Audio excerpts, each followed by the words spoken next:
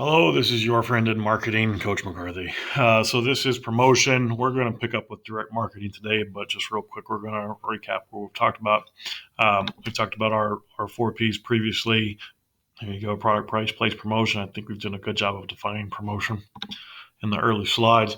We talked about that there's different stages in the life cycle of a product. We talked about our promotional purposes during those stages and how they do change depending on where we're at and what we're trying to accomplish. The need to look at our competition and how much money you have. I think that's the big part that we're talking about right now. The things that cost, advertising costs, public relations costs, all these events cost to get out there. So, how much, where are we going to put our money? And the most important thing, we're trying to get our message out. We're trying to communicate with our target market. Okay, trying to find the best way we can do that. So we're going to use a variety of promotions in our promotional mix. We've talked about advertising. We talked about PR, press, public relations. All right, maybe we're sponsoring an event. We're going to talk about personal selling, direct marketing, sales promotion. Today we're going to talk a little bit about some direct marketing. So we talked about advertising. We had our big three historically. We had the radio, the television, and the print. And times are changing now because more and more we are about electronics. All right, and with that comes technology. I think that's probably the main thing more that we're using more today. So maybe we'll rename this one technology one day. So we talk about advertising. It has its good and its bad. A lot of cost, and people tend to tune things out. Yesterday we talked about public relations and having an event. It's a great way to get people involved with your company. All right, getting your message out there, but it might not always get out to the people you want to get it to. And that can happen for a variety of reasons because you're technically not in control of it. I think that's the main thing we talked about. So today, as I said, we are talking about direct marketing. So the aim of direct marketing is to create one-to-one relationships with the organization's target market. We're going to come back to that one-to-one relationships here towards the end. But we want them to feel like we're communicating directly to them and that we're talking to them. So direct marketing usually involves marketing to a named person rather than sending out, mass, general, or blank stuff, which isn't aimed at a particular person. And again, with technology and social media, we do a lot better, and this is where Facebook's really making a lot of their money, is they're delivering personalized ads directly to that person. It's direct. This is specifically made for Jimmy. All right. So that direct marketing is what we want. We want, hey Jimmy, this is for you. And back in the day when we would get things in the mail, it was addressed, dear Jimmy. All right. It wasn't just dear person living there or dear current resident. So they're trying to create that. And the advantage of hopefully you are reaching the right target. I mean, you should be really effective because you're only going out to certain people. You're pre-selecting who you're going out to. All right, you're getting your mailing list. You have your list of people. These are our 30 customers that know a lot about us and really, really love our company. So how you get that list is something that we're going to talk about. The mailing list you can sign up for now with technology and going to a company and signing up for their mailing list. That has really changed the game for a lot of things and made direct marketing a lot of what it is today. All right, signing up for things with your email puts you on that list that goes out. And we'll talk about the list and all that.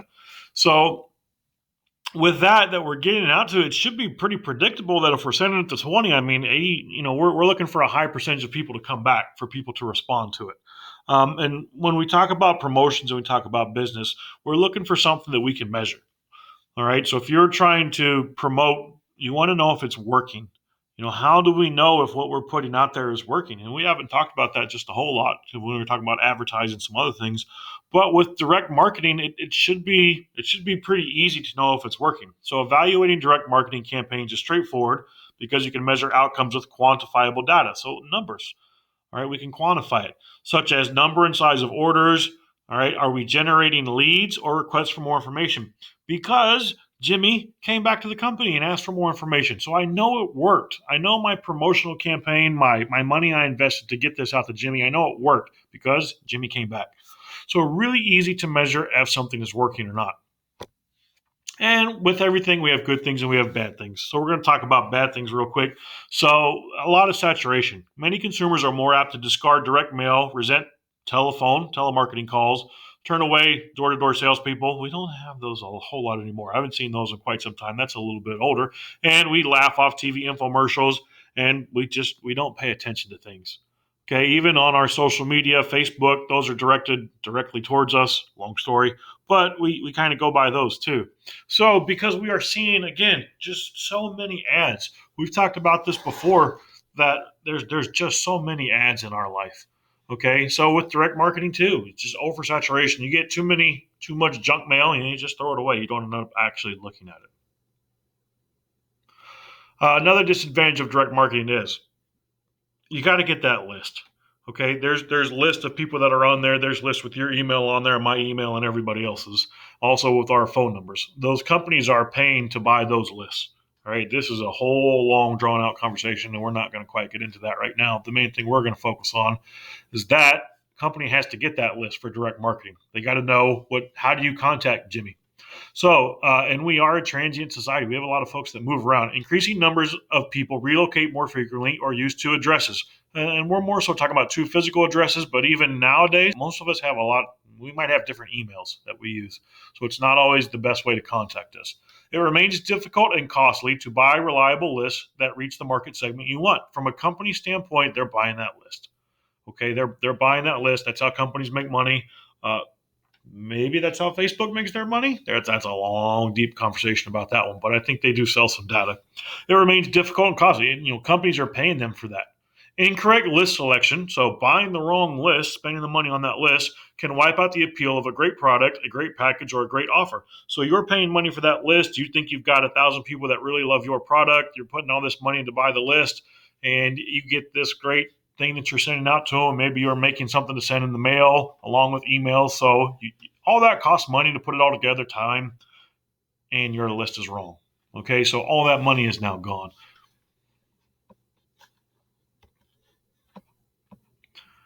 And the one thing that I think we spoke just about a little bit earlier. So heightened need, maybe you need more customer service. So prospective customers might expect higher level of personalized service. I think I agree with that. If you're sending stuff directly to me with my name on it, I kind of expect that you know who I am when I'm contacting you about the thing you just sent me something about. So this requires additional investment from the company standpoint. We have to hire more people, staff, and customer service training and delivery that some entrepreneurs overlook. So having those people that can do that physically, the number of people that can answer those phone calls, and the people that can do it in a nice way. All right, we don't like talking to someone on the phone that's in a bad mood, especially if we're expecting the company. We want some joy in the voice. So you have to know how to speak with people, how to have those conversations. So customer service training, all of these things cost. All right, and that might be one. And I think that is with direct marketing. I think if you're going to put my name on something, when I contact you, I expect you to know maybe who I am, and I want something a little bit better. I want something for me because you know who I am.